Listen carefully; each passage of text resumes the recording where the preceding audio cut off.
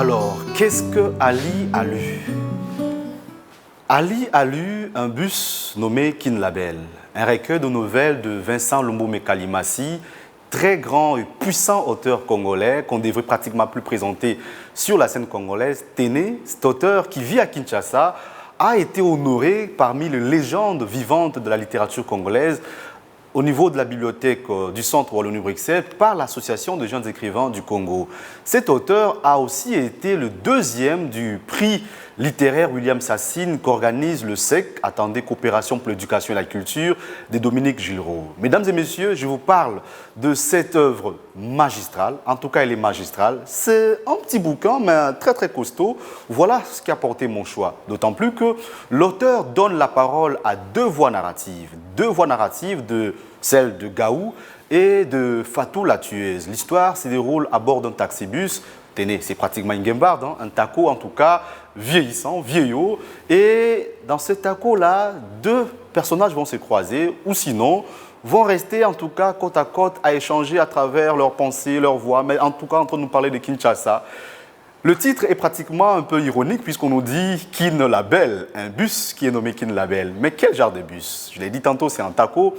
Et à l'intérieur de ce bus, Gaou, qui est un fonctionnaire, a du mal à payer ce ticket de transport. Gaou est là, mais il sera pratiquement maudit de tout le passager de ce bus, d'autant plus qu'il y avait un pasteur qui s'est relevé dans ce bus et qui, lui, va détecter que Gaou, c'est un chien et qui sera maudit de tous les passagers. De l'autre côté, il y a Fatou la tueuse, qui est une jeune prostituée, en tout cas prostituée aussi malgré elle, d'autant plus qu'elle s'est retrouvée comme ça, femme, à l'âge de 8 ans parce qu'elle a été violée et donc elle mène cette vie des prostituées. Elle se bat aussi contre l'hypocrisie et on va dire comme ça, l'hypocrisie des hommes, l'hypocrisie du monde qui lui a fait du mal, qui a fait du mal à sa copine Choco, qui a été baffrée par le sida. C'est une histoire quand même forte, beaucoup de poésie. Je vous invite vraiment à la lire. Pourquoi? Parce que la fin est à la fois mélodramatique, la fin est à la fois tragique, puisqu'elle se terminera avec un fou rire, mais ce fou rire-là, je vous inviterai à découvrir ce que nous dit dans l'épilogue de cette écriture savoureuse de Vincent Lumbumé. Je rappelle encore que ce livre a été édité par les éditions Mabiki, mais aussi l'auteur, qui est vraiment un auteur à découvrir parce qu'il a été honoré par la toute première revue, une revue en tout cas aujourd'hui considérée comme la meilleure en matière de littérature. Je parle de la revue Lelo, lui a rendu hommage en lui consacrant la première édition de sa revue. Aussi, il faudrait signaler que Vincent Lumbumé est aujourd'hui remarqué comme quelqu'un qui a une plume très très savoureuse, une plume très très poétique. D'ailleurs, cette nouvelle, qui ne se lit pas très très facilement puisque c'est une nouvelle très très codée, avec beaucoup de codes dans sa plume, dans son écriture.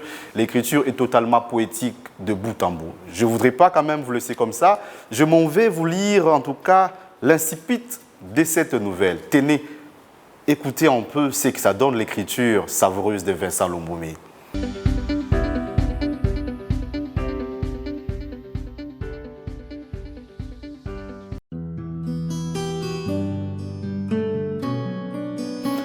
Soleil obèse, astre de feu crucifié comme une ordalie maléfique sur le ciel de cette putain de ville, en ce matin de février de l'an X. Soleil immobile, l'éclat métallique, pareil à des myriades de fourmis légionnaires vêtues de feu et masquées de clameurs muettes. Hangueur torride contre tout ce qui respire, marche, se dresse, se couche, agonise, remue, faisande ou macère. Contre tout ce qui existe, contre le vent, la poussière, le poteau électrique, les ligablos, les tripots et tavernes, les banderoles et leurs incantations en guenilles. Contre les arbres tordus à la fois sur une note d'urine et par une étreinte de feu qui brûlent à leurs pieds de vieux rêves de papier, des cellophanes et de feuilles mortes. Contre le taudis léché des lézardes, contre le tas de détritus et leurs tornades de puanteurs et des mouches, contre les chiens errants et autres quadrupèdes de bêlements et grognements de l'ubiquité, de leur gale ou leur odeur de chair boucanée.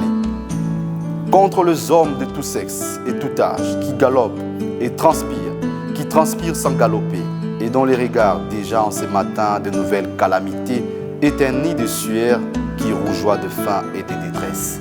Si vous n'avez pas l'occasion de lire un buste nommé Kin Label, vous pouvez aussi retrouver Vincent Lumbomé dans son roman, un roman puissant, La légende du roi Crapaud, mais aussi à travers un autre roman très puissant qui arrive très bientôt au niveau des éditions Mabiki. Il s'agit donc de Rumescence.